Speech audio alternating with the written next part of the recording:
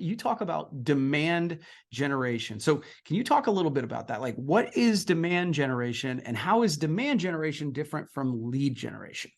Yeah, that's a great question. I think a lot of marketers think of demand generation and lead generation as being interchangeable terms, that they're Okay. the same thing essentially.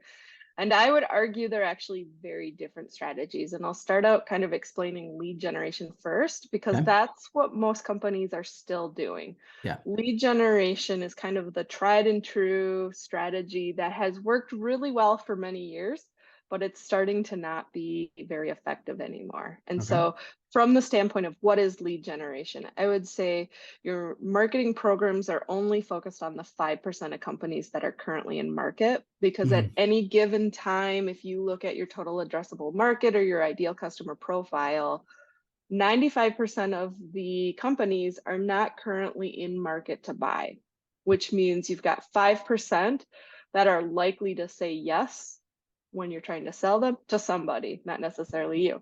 And Right. I've read reports that in this economy, it's probably closer to 1% of Mhm. companies, as many companies pull back on budget. Right. So that's, something Mm. to think about with your lead generation efforts is you're trying to capture the in-market demand that exists today. You are asking prospects for a meeting and you're trying to pull them into your sales process. Right.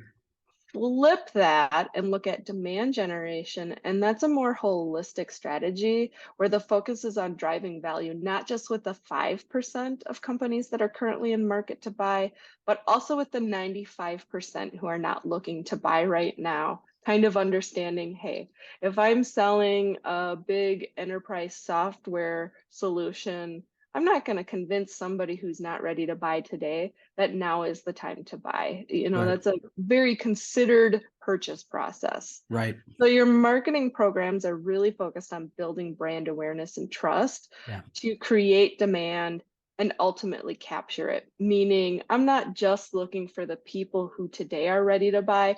I'm looking at this as a long-term strategy to build that brand awareness and trust so that when people are in market or companies are in market, they'll raise their hand and say, I've been following you for a while. I Yeah. like what you guys have to say. It kind of sells itself before they actually have the problem. So they raise their hand. Mm. So the flip is once you get that demand generation engine really revving and going, and it's not an overnight thing. It takes time to build this up and to build brand awareness and trust in the market and have those Yeah. people actually be ready to buy. But prospects are actually coming to you asking for a meeting instead of the flip, your company asking them for a meeting, and Mm. they're inviting you into their buying process.